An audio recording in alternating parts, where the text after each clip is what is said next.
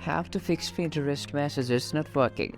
In order to fix this here, firstly you need to update the app. Go to Play Store and search for Pinterest, and here you will be able to see the update icon, and make sure that your Pinterest is up to date.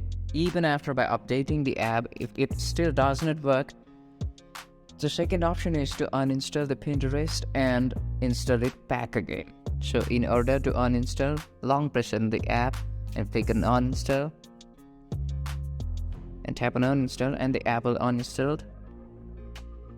Even after uninstalling and reinstalling the app, if the messages still does not work, the last option is to download the older version of Pinterest, and you can download the older version of Pinterest on Google.